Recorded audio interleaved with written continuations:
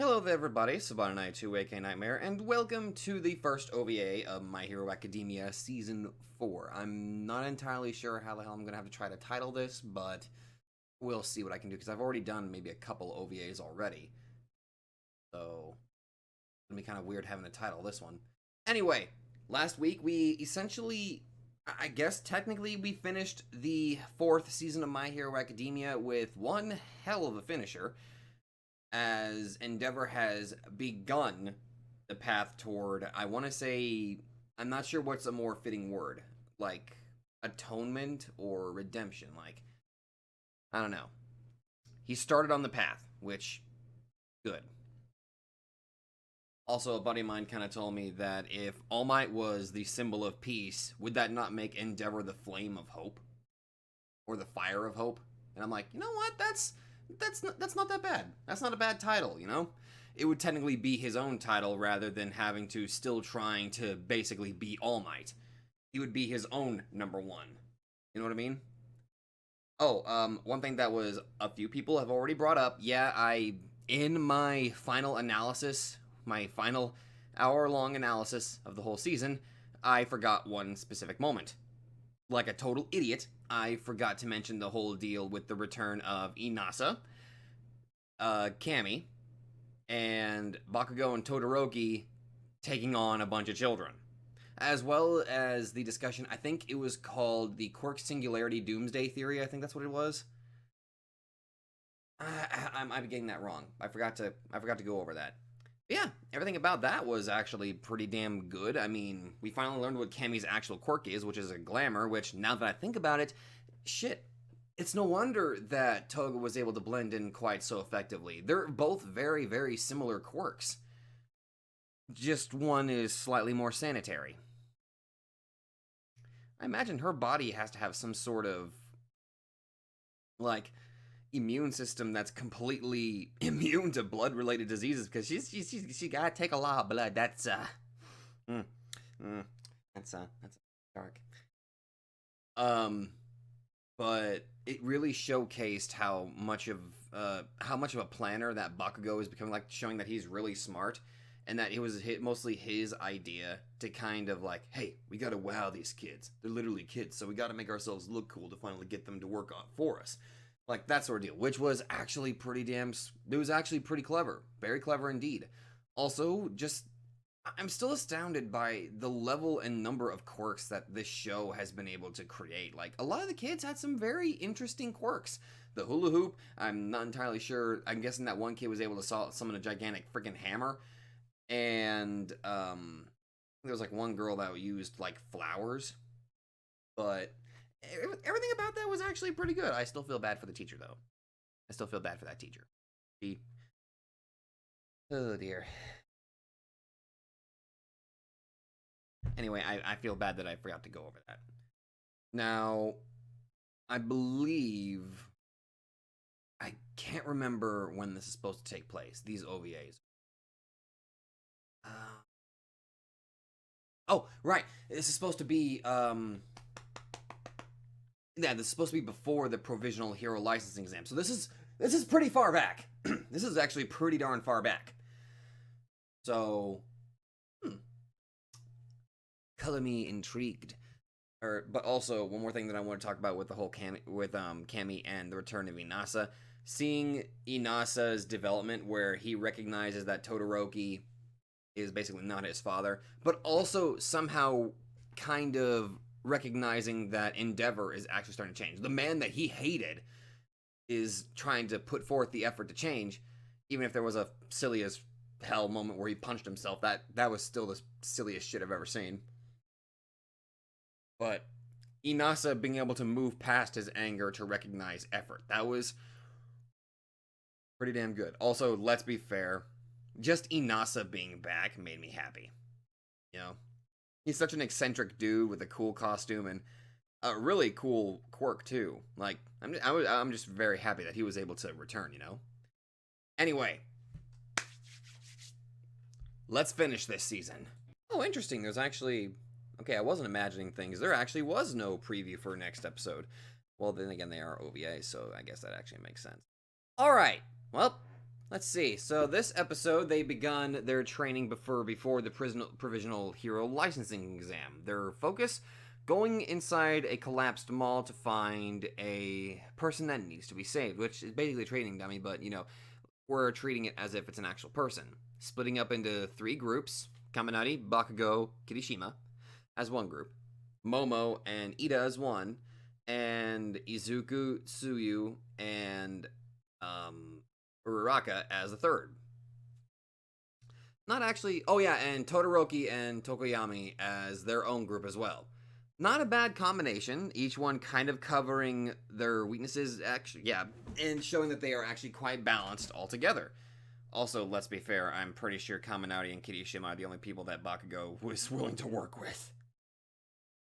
Close to Deku, but no. Definitely Kirishima and Kaminari. Ida gets hurt during one of the collapses, which sucks. And now Izuku and Uraraka and Tsuyu are now trying to rescue him because he's injured.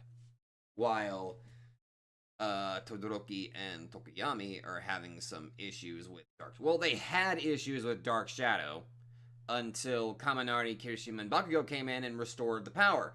However, there's a bit of a problem, and that is the fact that all of a sudden water is starting to pour in. So they've got some guy with a water quirk, or it was timed perfectly, and I'm assuming that the whole place is immediately just going to fill up with water, thus potentially drowning not only them but also the person that they are trying to save. So that's certainly a realistic rescue situation. I'm totally sure that's exactly what happens whenever you go inside a mall to try to find somebody to save, and then immediately starts filling up with water, because that's exactly how malls are built. They're built like kind of near giant water reservoirs or underneath the lakes. Their bottom floor is specifically supposed to be under the ground, underneath like Utah and all that good old stuff. That's how all malls are designed. Didn't you know that? Duh. Okay. That's a bit of an extreme, but color me curious to kind of see how they're going to do that. Also, we had a bit of a weird audio issue, which I don't know. I literally didn't change anything. It just suddenly, like 13 minutes in, the volume suddenly raised to a much better level, and I have no idea what the fuck that was all about. Oh god, I swear to god if it's my computer. I don't know. But interesting hero, it's a bit of an interesting little rescue operation that they're doing. Quite good and it is a good reference toward the future rescue that they're going to be doing during the actual provisional license exam. Granted, it's going to be multiple people. This time they've only got one they gotta save. Okay, that's good. Also, I don't think I need to point out the obvious Deku Uraraka moment. I don't think I need to point that out. Also, the running gag of everybody of Tsuyu telling everybody to call her by that name, or just Sue, is this? Oh, this is quite adorable for the Froggo. I'm definitely wondering how this is going to play out. I imagine Kaminari is not going to be potentially useful for this because, water, electricity, probably not a good thing. If anything, I feel like maybe Todoroki would be able to take full advantage of this, thus allowing him to freeze the water and stop it from trying to overflow into the entire building. I'm not entirely sure that would work, but it's a bit of an idea. Also, we got to see Dark Shadow rampage for if it was a very brief moment, though. Which, as terrifying as it is for Tokoyami, I do like it conceptually design-wise. Even if as soon as the light turns on, it looks like he's got his tail tucked between his legs and he needs to be put in the corner for misbehaving. It really makes me even more curious about Tokoyami and his Dark Shadow, It's such an interesting quirk, Anyway, I'm gonna go hop into the next episode, so I'm definitely gonna see you guys there. Hello there, everybody, Spy92, and now we're on the second OVA of My Hero Academia Season 4. I had a stroke. Last episode, they got started on the training before the provisional license hero exam, And their mission was to find somebody trapped within a mall that's basically relatively destroyed. Split up into multiple groups, and interestingly enough, we kind of saw something in with how each of them were tackling the subject itself. So, aside from a big old collapse, we saw how each teammate was able to protect each other somewhat. Ida had a very heroic moment saving Momo, so bonus points for Ida. Bonus points for Ida. And we saw a little bit of some serious. Maybe I interpreted it wrong, but whenever we got to Kirishima, Kaminari, and Bakugo, saw an interesting exchange how Kaminari wasn't taking it seriously, just saying it was a bit of a dummy, but Bakugo stating, of course, doing it kind of like All Might, and actually treating it seriously, ignoring the fact that, yeah, sure, it's a dummy, but he was taking it seriously as if it was a real person. So that's extra, and that's right there is bonus points to Bakugo himself. However, aside from getting the power turned on, thus saving Todoroki from Tokoyami's crazy shadow, they have a bit of another problem. And that's the fact that it looks like the building's gonna be flooding. Fucking delightful. You know, sometimes I forget that these kids have superpowers, because I'm pretty sure it's a bad idea for the teachers to put people into a situation where they could potentially drown. But then I remember, oh right, everybody's got superpowers. But that doesn't change the fact that they have the potential that they could drown. Well, except for Tsuyu, she's probably the only one that could withstand the fact that everything's flooding. Actually, come to think of it, I wonder if they're going to utilize that. That's an interesting little prospect. All right, let's finish off this season, shall we? That was a nice ending to this entire little journey that we've had so far with My Hero Academia, at least until season 5. Okay, so this was interesting, seeing them all work together to be able to escape the entire complex, while also seeing not only Bakugo and Izuku kind of coming up with a very similar plan, but those two working together alongside Todoroki to partially escape halfway through the collapsing building. Not too bad. Also, the hell of a wound that Bakugo ended up sustaining. But seeing him finally accept, well, yeah, the Bakugo way of accepting help was interesting, to say the least.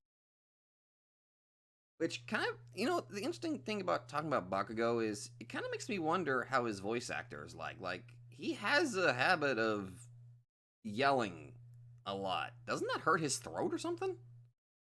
Like, dude, imagine having to voice a guy that's 98% angry and 2% calm. I'm pretty sure that would screw over anybody's throat. My God, does it have me curious?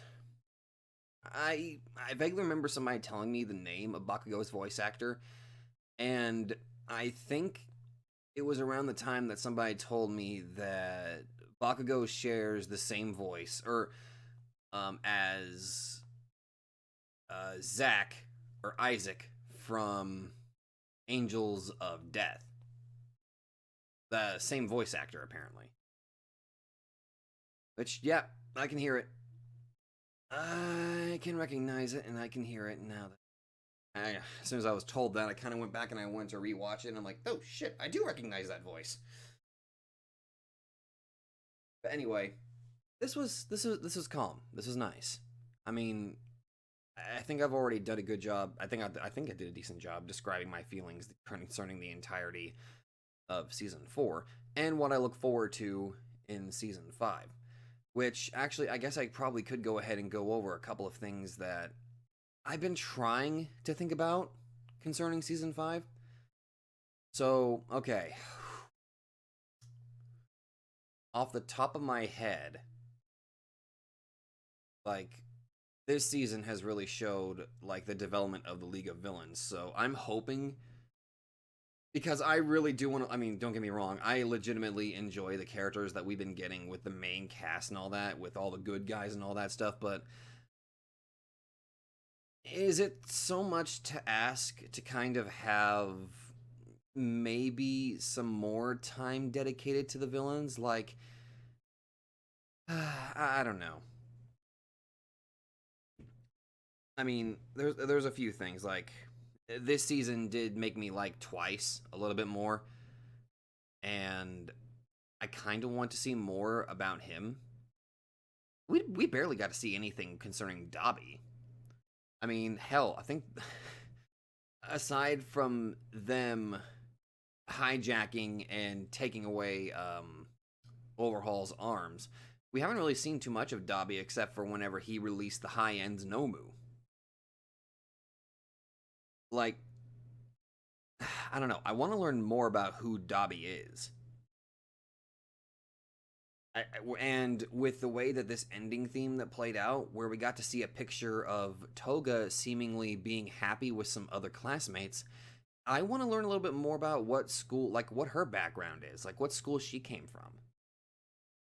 And definitely. Like I realize I'm focusing significantly more on the villains because that's something that I want to see in season 5. I want to see some focus on the villains. Aside from Shigaraki, I want to learn a little bit more about Compress. I mean, if anything, going back to Twice.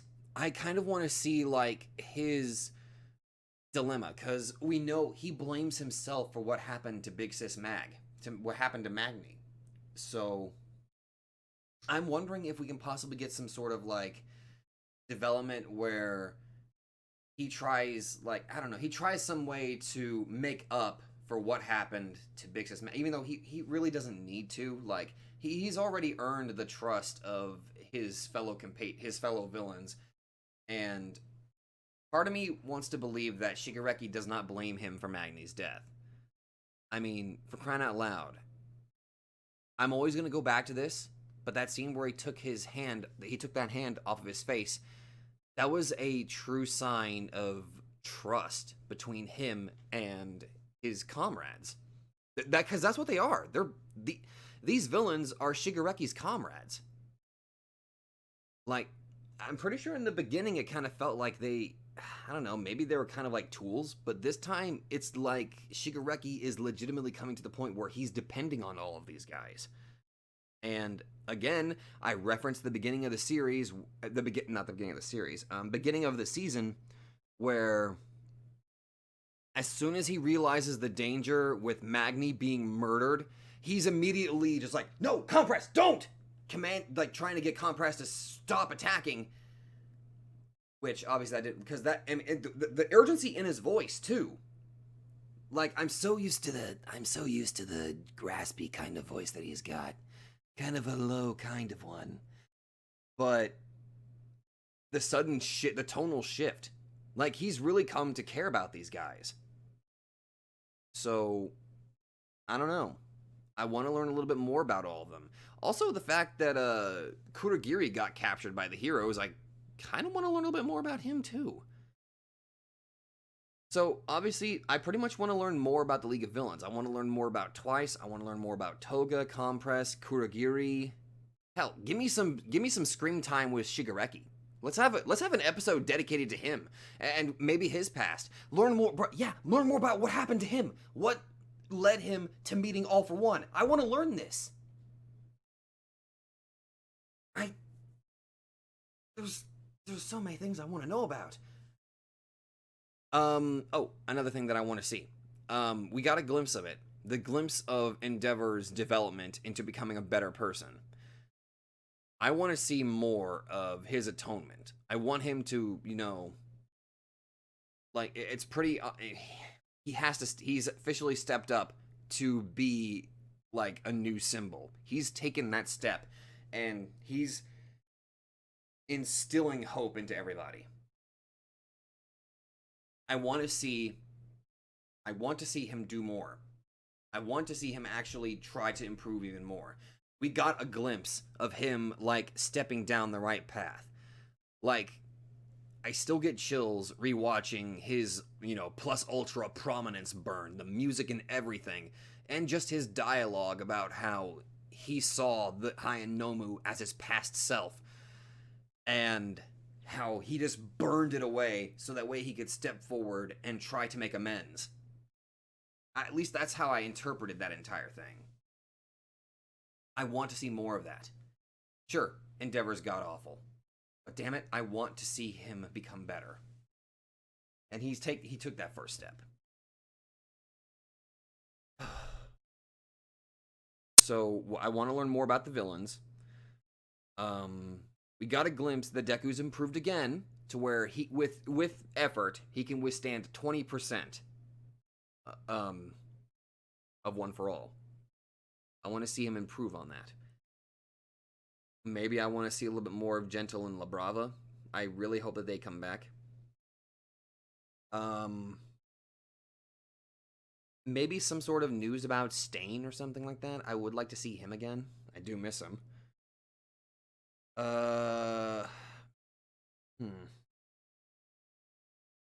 Maybe more Fat Gum, because Fat Gum's good.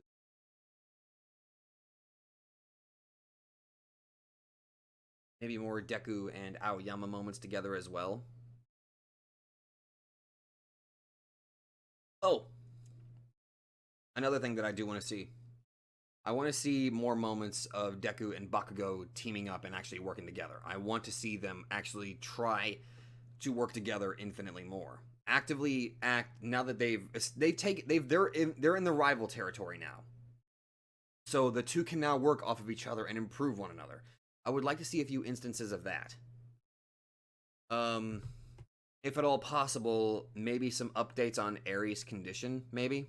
Like, seeing her, I don't know, maybe just a few, like, happy moments of her, possibly.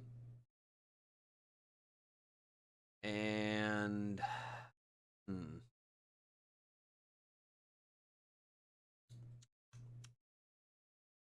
I think I've about covered everything that I want to see at the moment. Oh, wait, one more thing. I want to learn more about Gigantomachia, the first disciple of All for One. And finally, the last thing. That image that Izuku saw of the past wielders of One for All. I want to expand on that. I want the show to expand on that. Preferably. Anyway, those are the things that I want to see with Season 5. I realize it's mostly villain related, but then again, this season really made me care about them. It made me care about them infinitely more. So, those are the things that I would like to see in Season 5. And if you all like this, be sure to let me know. I'm not entirely sure if I'm going to get started on the next show starting next week or the week after, but we will wait and see. But anyway, thank you all very much for joining me in My Hero Academia Season 4. I had a lot of fun. A lot of tears were shed. And a lot of happiness was felt. I state that I cannot rate the seasons on a 1 to 10 scale because I feel like they are all deserving of exceptionally high scores, and I can't pick one season that I prefer over the other. So thank you all so much for watching, and I will see all of you guys next time.